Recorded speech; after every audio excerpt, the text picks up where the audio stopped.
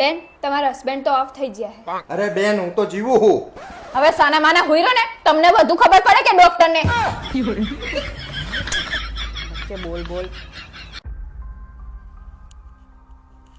ભાવેશભાઈ હવે તમારી વાઈફ માત્ર 2 દિવસની જ મહેમાન છે. આઈ એમ સોરી. અરે બુડો એમાં સોરી શું કહો? આટલા બધા વર્ષ ઝેલી 2 દિવસ વધારે. પારુલ તને એક વાત કહું? હા બોલો. જો સમય આવશે ને તો હું તારા માટે ઝેર પણ ખાઈ લઈશ. હવે સાના માના બેહોને મારું બનાવેલું રીંગણાનું દૂધીનું શાક ખાતા નહીં અને ઝેર ખાવાની વાતો કરે છે. આઈટી બજારમાં હા અને શું લાવી છે બધી?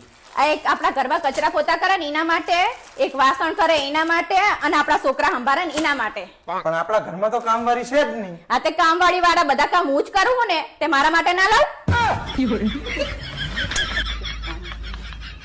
હા બ્રનલા દિવાળી આવત મને 2-3 ડ્રેસ લેવડાવો ને. ડ્રેસ પછી લેજે. આ મૂછ વધી ને કપાવાનું કર પેલા. ગમે તેમ ગ ભંગાર ભંગાર જ રહેવાનું. કઈ નહીં તમારા કરતા તો સારી લાગુ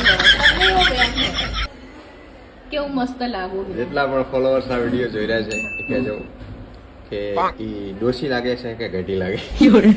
કટિંગ ડોસી એક જ થાય.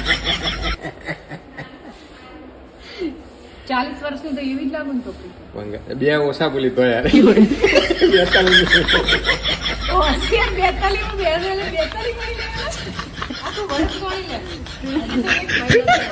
હું તમને એક વાત કહું, તમને ખોટું જ નહીં લાગે ને?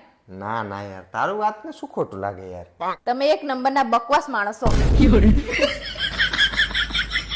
ડોક્ટર સાહેબ હોસ્પિટલમાંથી રજા ક્યારે મળશે? જો તમારું ઓપરેશન સફળ થઈ જાય ને તો 1 અઠવાડિયામાં ના કે અડધો કલાકમાં. મારી રાણી મારા માટે એક ગ્લાસ પાણી ભરતી આવ ને.